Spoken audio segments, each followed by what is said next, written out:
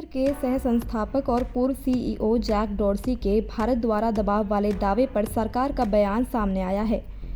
केंद्रीय मंत्री राजीव चंद्रशेखर ने जैक डॉर्सी के आरोपों को झूठा करार दिया है।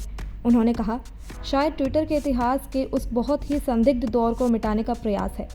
डॉर्सी और उनकी टीम के तहत ट्विटर भारतीय कानून का बार बार और लगातार उल्लंघन कर रहा था। बता दें कि ट्विटर के पूर्व सीईओ जैक डॉर्सी ने आरोप लगाया था कि किसान आंदोलन के दौरान भारत सरकार की ओर से कई अकाउंट्स को ब्लॉक करने की मांग की गई थी। इस दौरान जैक डॉर्सी ने कहा कि हमारे कुछ कर्मचारियों के घरों पर छापा मारा गया और कहा गया कि अगर आप पालन नहीं करते हैं तो हम आपके कार्यालय बंद कर देंगे। जैक डॉर्सी के आरोपों के बाद कांग्रेस ने सरकार पर निशाना साधा। कांग्रेस महासचिव रणदीप सिंह सुरजेवाला ने एक ट्वीट में कहा, मोदी सरकार ने किसानों और किसान आंदोलन के दौरान अकाउंट्स को बंद करने के लिए ट्विटर को मजबूर किया। सरकार या ट्विटर की आलोचना करने वाले पत्रकारों के अकाउंट को बंद करने का दबाव बनाया। वहीं कांग्रेस नेता सुप्रिया श्रीनाथे ने प्रेस कॉन्फ्रेंस कर बीजेपी पर हमला बोला।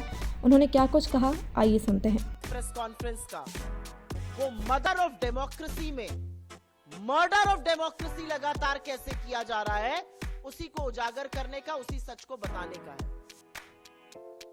सोचिए कि जब 3 काले कृषि कानून आए थे, किसान विरोधी कानून, और उन किसानों का दमन किया जा रहा था, जब 1 साल से ऊपर किसान दिल्ली की सरहद पर जाड़ा, गर्मी, बरसात, ओले झेलते हुए इस सरकार के खिलाफ आंदोलन कर रहे थे, तो बजाय समाधान ढूंढने के उनको मवाली, उनको खालिस्तानी, उनको पाकिस्तानी, उनको आतंकी तो कहा ही जा रहा था।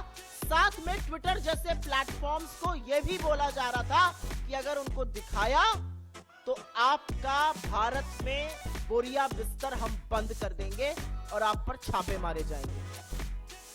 और याद रखिएगा, अपने घमंड और अहंकार में चूर इस देश का डरपोक तानाशाह प्रधानमंत्री तब तक चुप रहा जब तक 700 से ज्यादा किसानों की शहादत नहीं हो गई, और चुनावी नफा नुकसान देखते हुए 3 काले कृषि कानून वापस लिए।